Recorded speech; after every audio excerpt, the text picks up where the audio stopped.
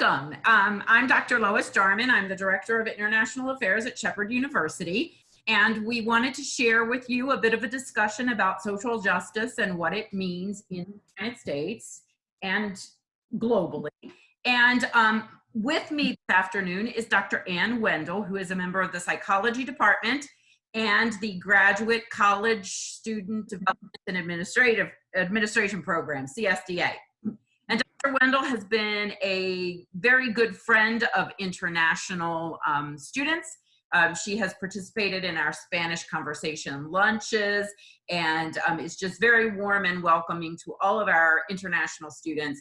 And we hope at some point during this semester or this upcoming year that we will both be able to meet you face to face and share your thoughts as well on the issues we're going to discuss. So I'm going to turn it over to Dr. Wendell to begin our conversation.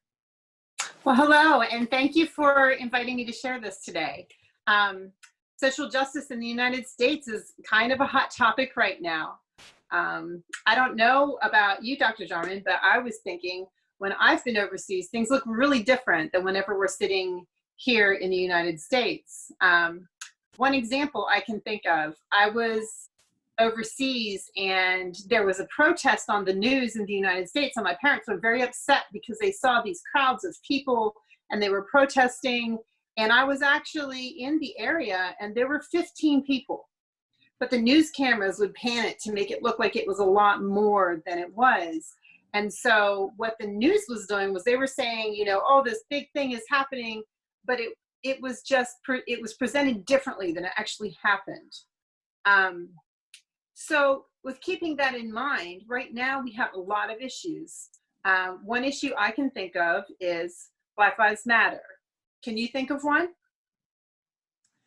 I can think of injustices for women in terms of the workplace and women not, I noticed a meme on Facebook just the other day that said, you know, a man can be a doctor and a lawyer and an accountant, but a woman is a female doctor and a female lawyer and a female accountant. So there's this differentiation in gender in terms of equal pay for equal work, in terms of being thought of as being capable of doing the same tasks and getting the same results. Mm-hmm. And also the LGBT community, lots of rainbows, lots of pride. All of these topics fall under social justice here at Shepherd University and in the United States. And it's a little important to recognize the history. Lots of countries began on colonization, and our country did as well. And part of that colonization let a specific group of people in charge, and that history still hasn't left us. So whenever you see that there are female attorneys or women doctors or, you know, women CEOs, the reason that's important is because women still get anywhere from 43 to 82 cents compared to every dollar that a man makes. And all of those identity signifiers have a huge meaning. So social justice has always been important. There was the freedom of slaves. There was women's suffrage whenever they wanted a right to vote, to hold money. African American and Black people have wanted to have the same rights as white people, a right to vote, a right to hold money. Those things are historical, but they still have an impact on how we interact with each other today. So it's not, when I was living in other countries, we had a lot of conversations about, well, why is this even important? You know, everybody has poverty, everybody has a different color, a different gender. In the United States, constitutionally, it says that we're all created equal and we all have the same rights. So people who don't have those same rights yet still are continuing to fight the fight. So the stuff that's going on in our country right now, that's been going on for, you know, going on a couple of months now, about Black lives and police, those don't translate into hating the police or hating Black people or only Black people matter. Those translate into some historical contexts. When people say Black Lives Matter, they're talking about Black people not being killed by white people. But it gets translated into the media and in our politics that their lives are the only ones that matter. And so the conversation starts with, well, police lives matter and all lives matter. And it becomes politicized. And then the protests begin, and then the counter protests, and all of this stuff happens. Defunding the police is also something that you see on the news quite frequently. And that's not about taking the police away. That's about holding people accountable for what they're doing. So the extreme is what we get in the media. The extreme is what we get in social justice on social media, Facebook, Twitter, Instagram. We're getting all of these extreme messages, but the humanity lies somewhere in the middle. Can you think of a student that might have come to you with a question or a concern around the politics that goes along with social justice since you've been working with international students? Can you rephrase the question again? Yeah. Have you had a student come to you with a concern about gender or race, anything around social justice? Can you think of a situation with an international student that? Okay. Well, I was just thinking about this one in particular because we work predominantly with students whose native language, their first language, is not English. Right. And so many of these students, while they speak well and while they write well, they still have an accent from their native tongue. And so they are discriminated against and told that they don't speak English properly, that they can't be understood. They're spoken down to, they're spoken at a lower comprehension level using easier vocabulary, simplified statements. They feel as if language is being dumbed down for them so that because they have an accent that indicates that English is not their first language. Right, and unfortunately, that's not an infrequent thing. That happens at least once a semester that I would know of, and I'm not even international student affairs. So when these things happen, they actually fall underneath the social justice category, right? And the reason that it falls under social justice is that all students have the right to be treated equally on our campus. And it is discriminatory in nature to criticize somebody's accent. What we call that marginalizing somebody. And what that means is if you can think of a group of people is here, right? And all of these people in this circle look the same, but where my hands are the group of people that don't look the same or don't talk the same. So the people where my hands are marginalized. They're on the margins of that circle in the center that the majority group is. So when students find somebody marginalizing them, what should they do? Who should they talk to? Should they talk to somebody? Absolutely. Absolutely. And I think that on campus, there are a lot of support networks. And I would like to see any international student who feels if he or she is marginalized to come immediately to our international office and speak with myself or with Sariki.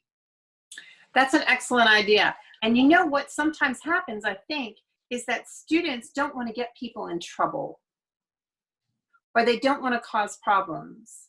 So right, they have the right to be treated equally on campus.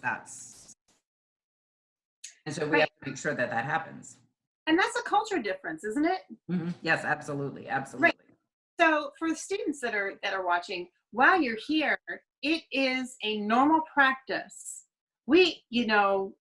Sometimes we get the reputation in other countries for not being so polite. Part of that is because we address things more directly than some cultures do. So when somebody does something, and you know when it happens because you feel bad. So if you have an interaction with somebody that doesn't feel right or makes you feel bad about yourself, just come talk to Dr. Jarman or Sariki, other mentors and resources that you discover and you attach to while you're on campus, because we have processes in place to help people deal with things. And it's also part of your student development, learning how to have uncomfortable conversations, learning how to let people mentor and support you through those things. So let's say you do have an experience where somebody makes a comment, maybe about your appearance or identity or the way you speak, and you come and you speak to Dr. Jarman. Maybe Dr. Jarman has a good relationship with that professor and they had no idea they were being offensive. So Dr. Jarman would just have a friendly conversation and say, hey, did you know that this came across this way? And the professor may very well be very apologetic and sorry that that happened. But if we aren't told what we're doing to make people uncomfortable, we don't know. And I'd like to add on that, Dr. Wendell, that in many cultures, the role of the student and the professor is different. And I think that here in the United States, we look at the student as getting as much out of the education, because here in the United States, our students pay for their education. And so the student is really important, and the student's experiences on campus are really important, and student concerns are valid, and they need to be discussed. So I don't want any international students to be fearful of coming to talk about something that a professor may or may not have done in class that made you feel uncomfortable. We need to talk about it and share, because the professors are learning as well as students. And as Shepherd becomes a more internationalized campus, we all have to work with people from different backgrounds and people who view the world through different lenses.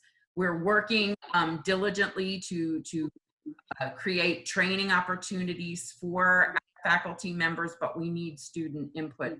Students need to tell us what their experiences are. Yeah, I agree. And I think that some cultural differences make it difficult, because the journey between professor and student might be like this in another culture, but here it's more like this. Yes. And so it's okay to look a professor in the eye, or ask a professor might be correcting or questioning. It's not questioning the knowledge or the credentials of the professor. It is considered a mutual conversation in the United States, and that sometimes it's sometimes a difficulty. It's almost as if you figure out how to be part of a crowd and then step out of the crowd and then step back into the crowd. So it's a very uncomfortable experience when you first start to address it. But I think by the time all of you graduate or you go back to your home, you will have developed these skills, and you'll be able to, navigate going forward and absorbing back into the crowd. And so not only with the professors, though, with other students. Yes. We can talk about other students saying things, and truly, I would hope out of goodwill that they come from a place of not having the knowledge, not out of a place of hatred or malice. But we may be the only people from these places we've ever met before. We may be very unknowledgeable about a specific culture or a specific saying or attribute or character. And student groups. Student groups can be very, very, I'm thinking of the word, it's like really big and really out there and very loud. Yes. On topics of social justice. For women, you may see reproductive rights. You may see, you will get education on non-consensual sexual contact and sexual harassment. And we talk about things that are uncomfortable on college campuses. That's what the culture is here. So Lois, what would you think if a student was approached by a student group or another student to go to a protest or to join a group that advocates for any particular cause? So I think that it's up to the individual student and the individual student's comfort level. So if a large group is planning an event, but the topic makes you uncomfortable, then that's something that you need to be able to say, I'm not comfortable with that, but thank you for the invitation. And if they're not super comfortable with saying that yet, is it okay if they come to you or me? And practice. Yeah, practice. So you can go have those conversations. I think sometimes you go with people too, don't you? Absolutely. I love to go around with the students. And one of the things that I wanted to say, just in terms of communication, is I statements are really important in communicating our feelings. I don't feel comfortable with something, and therefore I am not willing to attend, instead of you do this, you do that. And so communicating with I statements is really important. Mm-hmm. Yeah. So what other topics of social justice do you think might be of concern for a student coming new to Shepherd University? Well, I think that we need to talk about the diverse population that exists on Shepherd campus in terms of the LGBTQ community. And LGBTQ is lesbian, gay, bisexual, transgender, or questioning or queer. Is that correct? Yeah. And so I know many international students coming from other countries where those issues and those ideas are sort of what's the word I'm looking for? Frowned upon. Frowned upon. There you go. That's, yes. They're not seen in a positive light. And Shepherd campus is very, I believe, is very open and accepting and welcoming in terms of the LGBTQ community. But I think that that's something that international students are possibly uncomfortable with and are not accustomed to being in settings with members of the LGBTQ community. That's a good point. We do have a drag show every year. What is a drag show? Yes, I was just going to say, drag shows are males impersonating females or females impersonating males. So drag queens are the males impersonating females. Drag kings are females impersonating males. I think that's a good explanation.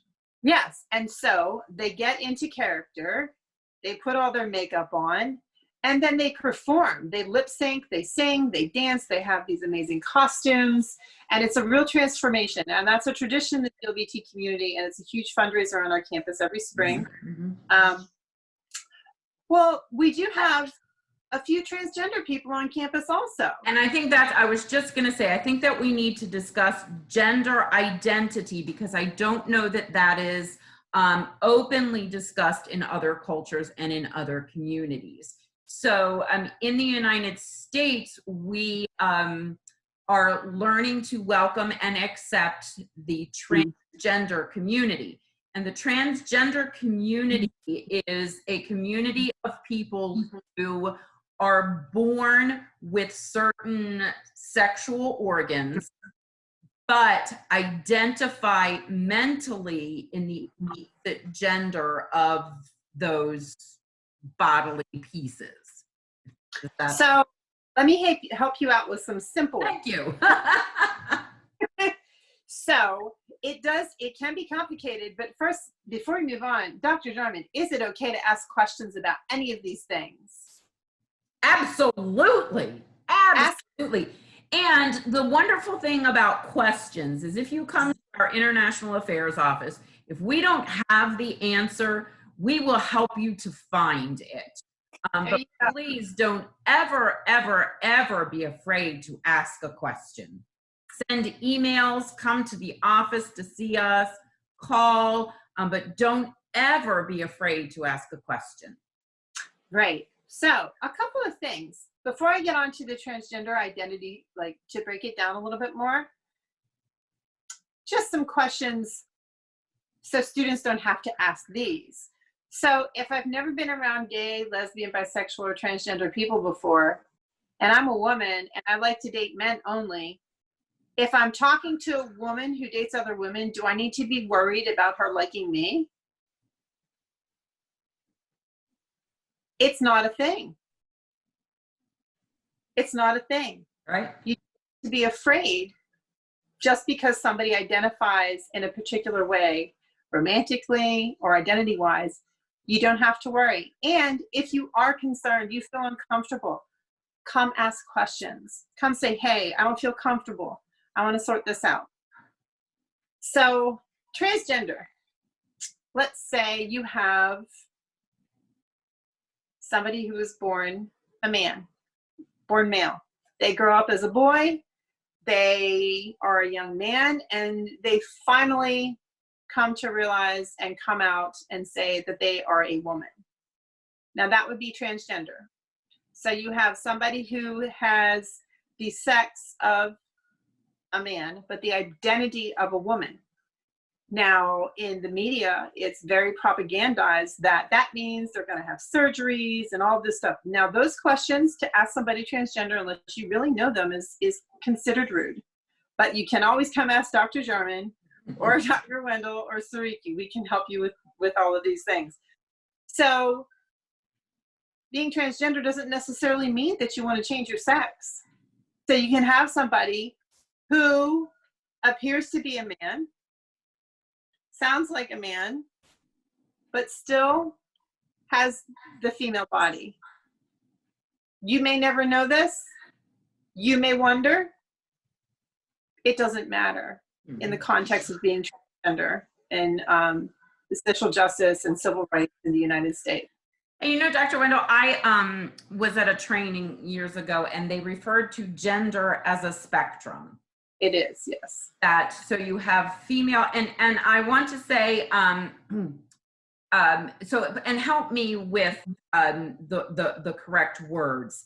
But sexuality is who you're attracted to sexually. No, sexuality is male and female, and gender is man and woman. Is that correct?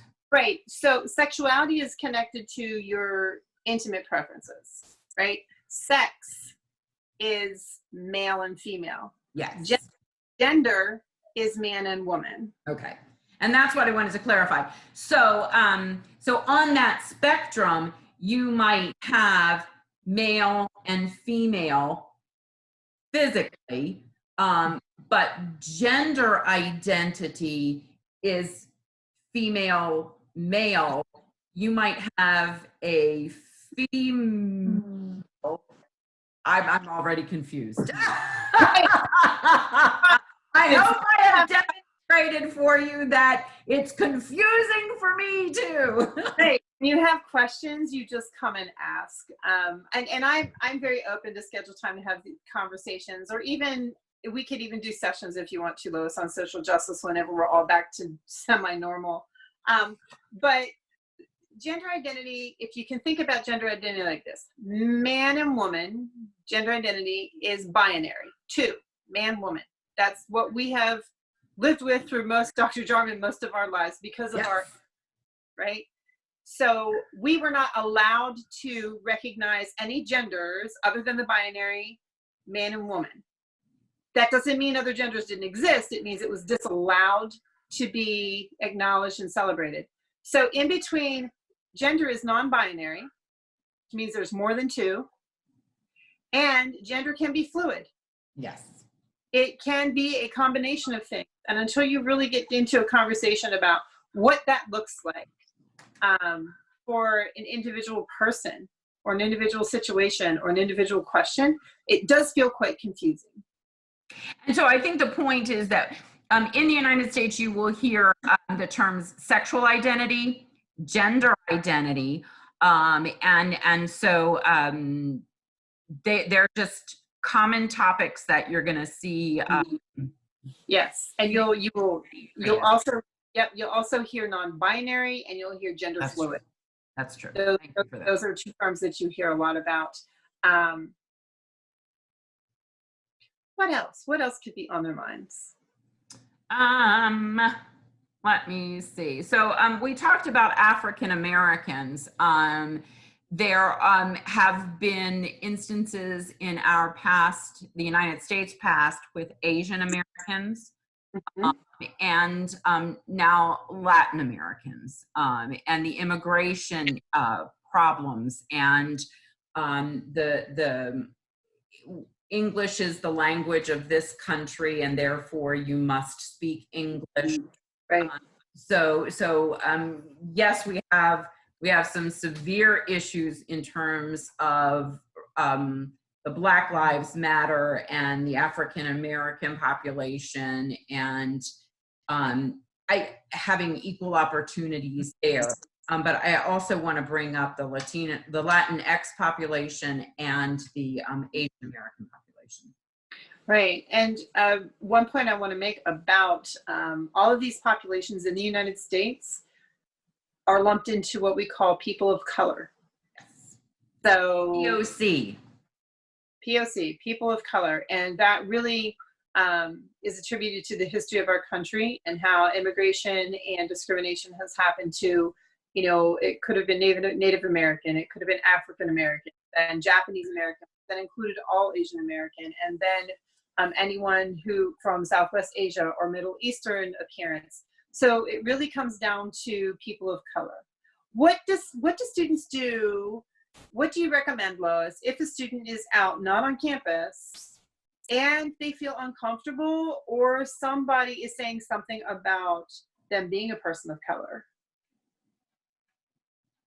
My recommendation would be to leave the situation. Absolutely. Yeah. Go. And it will happen. I also recommend that, and when I travel with students to other countries, I also recommend that unless you've been in an area a long time and you feel comfortable, that you not travel by yourself. That's excellent. Even American people should not travel by themselves. Right. It's just practice. I mean, for women in the United States, I think that we have a practice of not traveling alone, even as we age. It doesn't matter. Women generally don't travel alone. It's not unacceptable, but you know, if you're going to go somewhere, please take somebody with you. If you have any encounters, please talk to Dr. Jarman, Sariki. I think another important thing that might come up is that African American people don't always identify as African American. They may prefer to be called Black. Some Black people in the United States don't like the concept of African American because they know nothing of their African heritage because they were brought here as slaves. So sometimes it's good to ask somebody or listen. You know, do they identify whenever they're talking about other people of color? How are they naming them? Usually they name them as themselves. So if somebody wants to identify as African American, they will refer to other people as African American, or if they prefer to be if they identify as Black, they will refer to other people that look like them as Black. There's nothing wrong with asking somebody what they prefer. Do you prefer African American or Black? You know, how to identify. I think the more difficult thing about being in the United States culturally is there's an expectation for people to ask when you know each other. Asking strangers, not so much. You can end up in a very uncomfortable conversation that could be hostile. But if you're with somebody you know, you make a friend on campus, you have a professor, a staff member you've become close to, it is a practice to talk to people and say, you know, do you identify? How do you identify? Or, you know, just become more educated. I think we have the understanding or the expectation that if you don't know something, you'll ask me. So social justice is really a difficult conversation that is constantly happening in the United States on the personal, individual level, classroom, college, regions. It's nationwide. It's happening on all levels of interpersonal communication. And you use the word conversation, and that's really what we're saying is if you notice something, have a conversation about it. If you feel uncomfortable, have a conversation about it. These are topics that are okay to discuss. Right. So we do have, I was thinking we have one student and she is transgender and she has a beard and long hair and likes to wear dresses, but doesn't take hormones, so her voice is very deep. She doesn't care. She's a bearded lady. That's fine with her. But for other people, they might look at her and go, what's going on here? She's a very friendly person. So, you know, walking up to her and saying, why are you wearing a dress, might not be the most polite way to have a conversation. But if you would get to know her, you could say, you know, hey, help me understand. I want to be an ally, and I want to be able to understand, you know, what your identity means. Can we step back and define what an ally is? Oh, absolutely. An ally is somebody, well, an ally historically has been somebody who supports the gay, lesbian, bisexual, transgender, queer, and questioning community who does not identify as any of those things. They're heterosexual, their life is pretty heteronormative, and they support people in what their sexual orientation and identity is. More recently, an ally, the term ally, has evolved into one context is white people supporting people of color.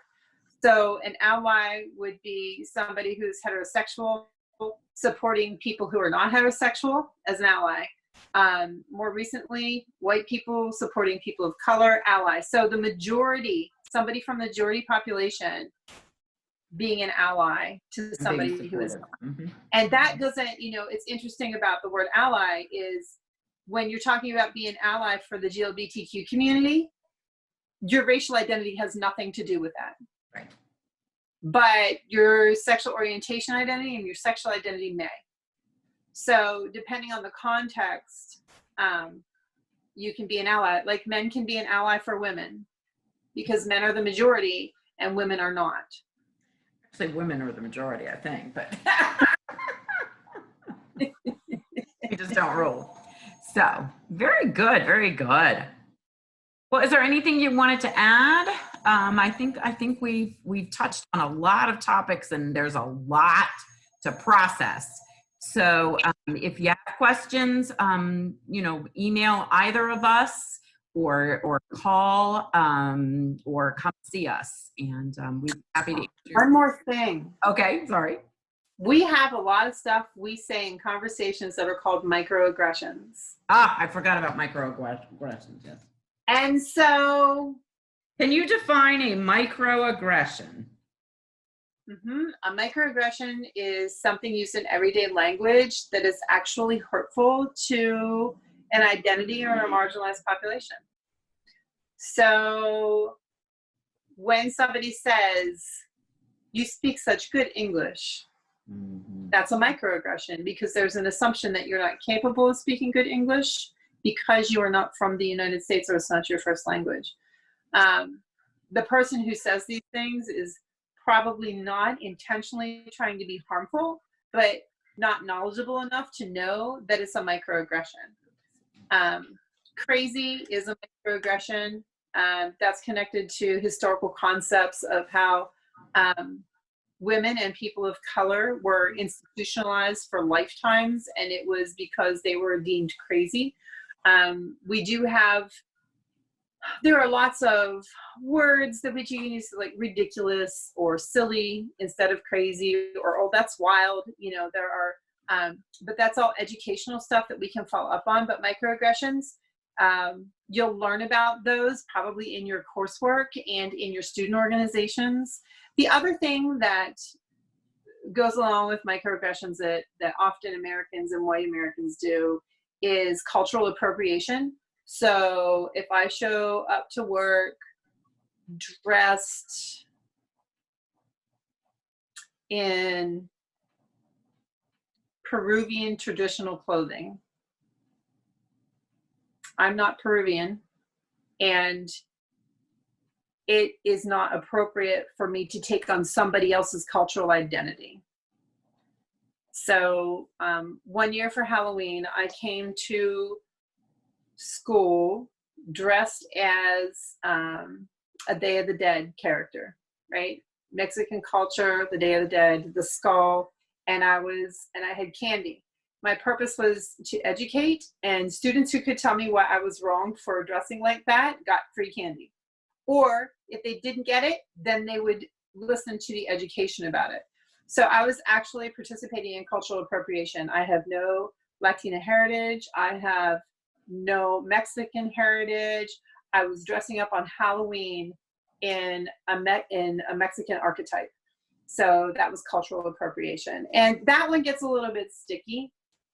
And that's definitely one to talk about. The difficult thing about cultural appropriation and microaggressions is you may not know when it's happening, but people will call you out on it, and that becomes very uncomfortable because people who are participating in cultural appropriation and microaggressions generally don't do it on purpose. So they find out the hard way by somebody coming and pointing a finger or telling them they're wrong, and they don't have any place to process that.